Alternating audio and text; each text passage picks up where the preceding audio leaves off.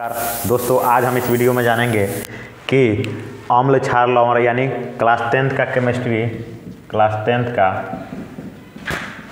Chemistry का दूसरा chapter है। ठीक है, दूसरा चैप्टर में कौन कौन से टॉपिक पहले है, क्योंकि पहले इसमें हम देखेंगे क्योंकि ये चैप्टर का नाम हो गया। चैप्टर का नाम में बहुत से टॉपिक होते हैं, कोई भी देखिए। पहला है अम्ल, पहला हम देखेंगे अम्ल क्या होता है, अम्ल क्या होता है। ठीक है, दूसरा देखेंगे क्षार, यानी पहला देखेंगे अम्ल, दूसरा देखेंगे क्षार। क्षार के बारे में विस्तार से जानेंगे और देखेंगे सूचक। देखिए, सूचक का मतलब नॉर्मली होता है सिंबल्स, यानी सिंबल्स माने सूचक होता है। लेकिन यहाँ पर सूचक का मतलब क्या होगा, सूचक का मतलब ये होगा कि अम्ल और क्षार को जांचने के लिए किस सूचक का प्रयोग करते हैं। ठीक है, उसके बाद देखेंगे लवण, देन देखेंगे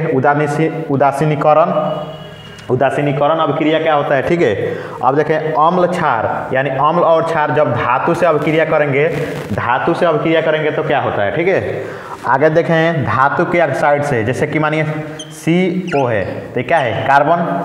ठीक है, MgO यानी मैग्नीशियम ऑक्साइड क्या है, धातु के ऑक्साइड है। ठीक है, तो ऐसे ही हम देखेंगे धातु के ऑक्साइड से जब अम्ल और क्षार अभिक्रिया करेंगे तो क्या होगा। ठीक है, उसके बाद देखेंगे धातु के कार्बोनेट से, यानी CO3। ठीक है, और देखेंगे HCO3। ठीक है, इसको बोलेंगे हाइड्रोजन कार्बोनेट या बाई कार्बोनेट भी बोलते हैं, और इसको कार्बोनेट बोलेंगे। देखेंगे जब इससे अभिक्रिया करेगा अम्ल और क्षार तो क्या होगा।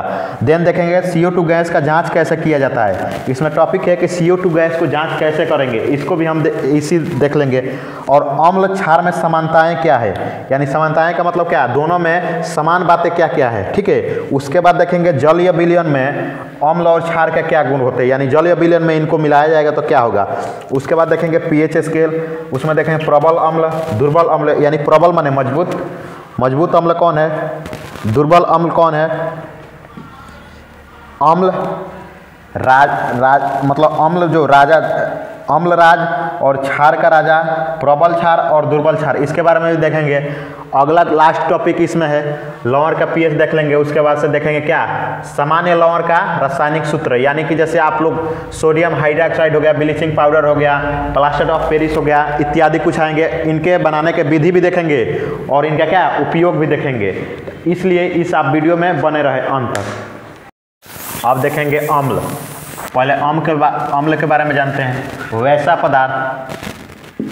पदार्थ जो स्वाद में क्या हो, स्वाद में खट्टे हों। ठीक है, एक और है डेफिनेशन देख लीजिए। इनको जलीय विलयन में मिलाने पर H+ आयन देते हैं। ठीक है, एक और भी अम्ल का डेफिनेशन है। यह नीला लिटमस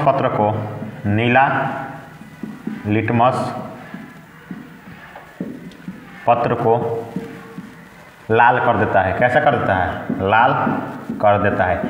जिन बच्चों को नोट्स चाहिए उन बच्चों को हैंड राइटिंग नोट्स मिलेगा। ठीक है, इसलिए वो जो डिस्क्रिप्शन में लिंक गया है व्हाट्सएप चैनल का, उसको सब्सक्राइब कर लें या उसको फॉलो कर लें। ठीक है, उसको फॉलो करने पर जो भी हैंड राइटिंग नोट्स होगा हम उसमें भेज देंगे। यहाँ पे बस आप केवल वीडियो को समझते रहिए, क्योंकि जो नोट्स बना है इसको आप ध्यान से पढ़िएगा, उसके बाद ही नोट्स समझ में आएगा। मानिए कि डायरेक्ट किसी का नोट्स दे दिया जाए तो समझ में नहीं आएगा, क्योंकि मानिए कि PDF तो इतना पड़ा है, आप गूगल से चाहे कुछ भी से तो डाउनलोड कर सकते हैं। अगर नोट्स से ही पढ़ना रहता है तो बुक तो सब बच्चों के पास है, स्टेशनरी में बुक पड़ा है, स्टेशनरी पढ़िएगा तभी कुछ फायदा होगा, क्योंकि केवल नोट्स ले लेने से कोई फायदा होने वाला नहीं है।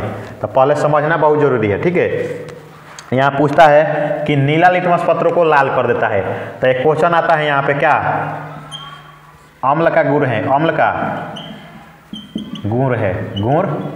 4 विकल्प देगा, कौन सा। पहला दे देगा नीला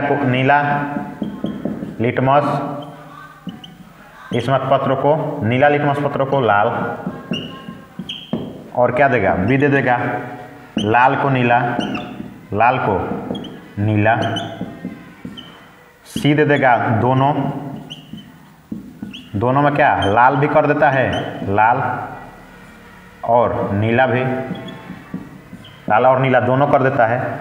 और डी आ जाएगा क्या, none of this, none of 30, इनमें से कोई नहीं।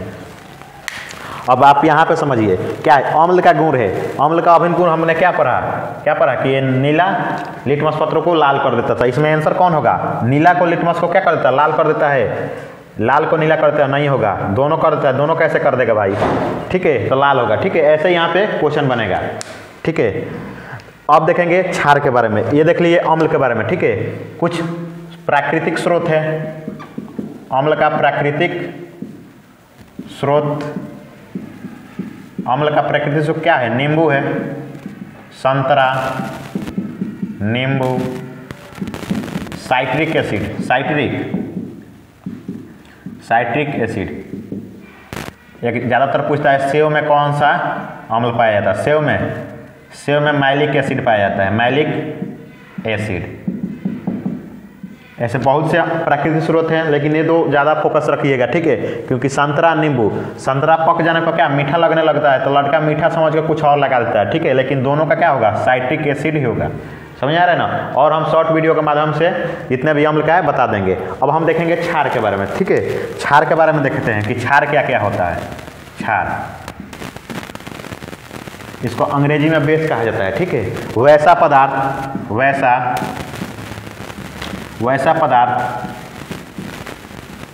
वैसा पदार्थ जो स्वाद में क्या हो, कड़वे हो, ठीक है। ये जलीय विलयन में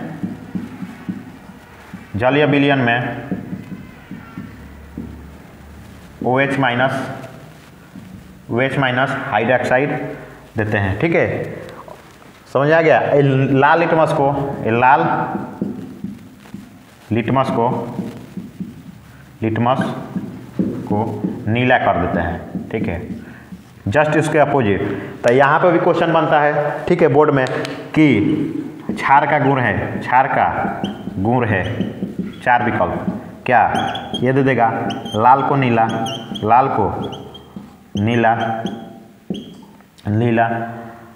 बी दे देगा नीला को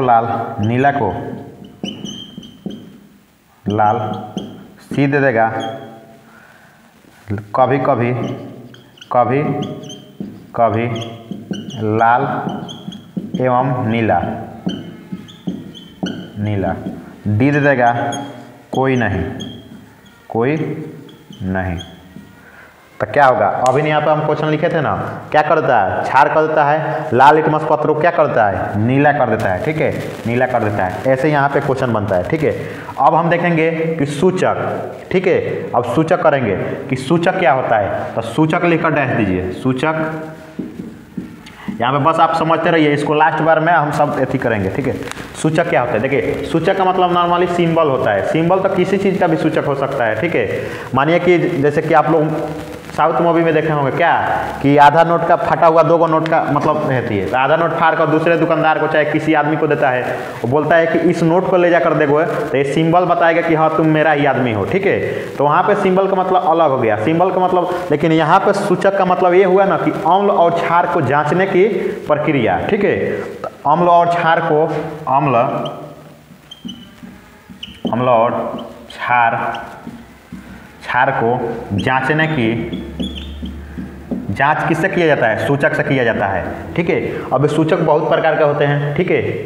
अब कितने प्रकार के होते हैं पहले देख लेते हैं। पहला होता है प्राकृतिक सूचक, कौन सा, प्राकृतिक सूचक, ठीक है। प्राकृतिक सूचक में क्या किया जाता है, प्रकृति यानी प्रकृति में पहले से विद्यमान है। प्राकृतिक सूचक में पहला आ जाएगा, प्राकृतिक सूचक में सबसे फेमस आता है लिटमस, दूसरा आता है हल्दी, और बहुत सारे आते हैं, ठीक है। लिटमस जो होता है ना,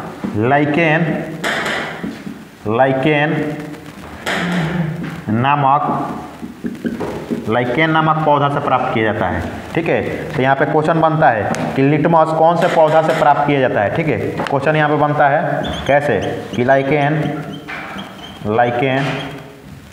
कौन से पौधा से प्राप्त किया, 4 विकल्प देगा, क्या, एक दे देगा क्या, दे देगा आम का पौधा से, आम के पौधा से। बी दे देगा लाइकेन, लाइकेन पौधा से। सी दे देगा दोनों से, दोनों से। डी दे देगा कोई नहीं, कोई नहीं। तो इसमें ऐसा क्वेश्चन बनेगा तो क्या लगाइएगा टिकल, यहाँ पे हो जाएगा लाइकेन पौधा से प्राप्त किया जाता है, ठीक है। दूसरा है हल्दी। तो हल्दी को नॉर्मली क्या, इसको कपड़े पर जब दाग धब्बे, कपड़े पर दाग धब्बे छुड़ाने हेतु साबुन के साथ, साबुन के साथ। अच्छा साबुन क्या होता है, साबुन क्षार होता है, क्योंकि साबुन क्या होता है, कड़वे लगता है। नहाते वक्त छोटे में क्या, जब क्या चल गया होगा, मुंह में चल गया तो कड़वे लगते हैं, ठीक है। साबुन क्षार होता है, ठीक है। इसका प्रयोग करके किसका प्रयोग करते हैं, उसका छुड़ाने के लिए करते हैं, जिसका रंग कैसा होता है, भूरा हो जाता है, भूरा या श्वेत कलर का हो जाता है, ठीक है। यहाँ पे ध्यान रखना लो। अब इसके बाद हम पढ़ेंगे उदासीनीकरण, ठीक है। उदासीनीकरण देखेंगे, उसके बाद से उदासीनीकरण, ठीक है। उदासीनीकरण क्या होता है, ठीक है। उदासीनीकरण, जब एसिड प्लस बेस यानी अम्ल और क्षार की अभिक्रिया कराते हैं, अम्ल और क्षार जब आपस में अभिक्रिया करते हैं ना, तो लवण का निर्माण करते हैं, लवण का निर्माण कर देते हैं, ठीक है। लवण का निर्माण कर देते हैं और क्या होते हैं, स्वादहीन होता है। क्या होता है, स्वादहीन होता है, स्वादहीन होता है, ठीक है। तो कोई पूछे उदासीनीकरण अभिक्रिया क्या होता है, तो बोलना है कि जब अम्ल और क्षार का अभिक्रिया कराते हैं तो लवण का निर्माण होता है। इस अभिक्रिया को उदासीनीकरण अभिक्रिया कहते हैं। और जो लवण का निर्माण है ना, ये स्वादहीन होता है। क्या होता है, स्वादहीन होता है। नॉर्मली साल्ट बोलते हैं, ठीक है। तो आप जानते हैं कि जो अम्ल और क्षार का अभिक्रिया कराते हैं तो लवण का निर्माण होता है। ऐसा डिफिनीशन लिख सकते हैं क्या, अम्ल क्षार की अभिक्रिया कराते हैं तो लवण का निर्माण होता है, लवण का निर्माण होता है, ठीक है। अब देखें लवण के गुण। इससे गुण क्या क्या है, गुण का मतलब इसके क्या है, पहला तो ये क्या रहता है, ठोस अवस्था में रहता है। पहला ये ठोस अवस्था में रहता है, ठोस अवस्था में। दूसरा क्या लिख सकते हैं इसका, ये उदासीन होता है, उदासीन होता है, ठीक है। तीसरा लिख सकते हैं विद्युत का सुचालक होता है, विद्युत का सुचालक होता है, सुचालक होता है। जलीय विलयन में H प्लस और OH माइनस अपना दोनों आयन, इसको बोल देते हैं नॉर्मली आयन क्या कर देता है या छोड़ देता है, ठीक है। उसके बाद हम देखेंगे क्या, जब अम्ल का अभिक्रिया,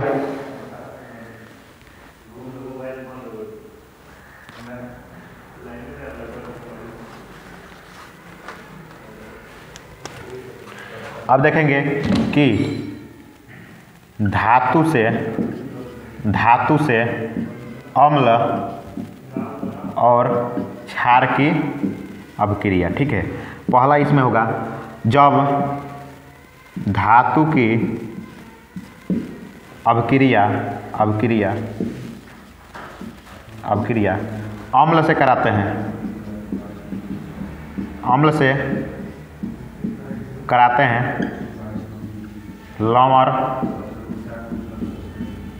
और जल का निर्माण होता है, लवण और जल का निर्माण होता है। सेम वैसे ही दूसरा क्या है, जब धातु का अभिक्रिया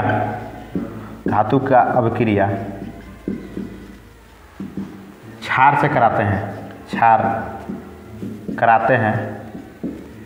कराते हैं तो अम्ल और कराते हैं तो जल और लवण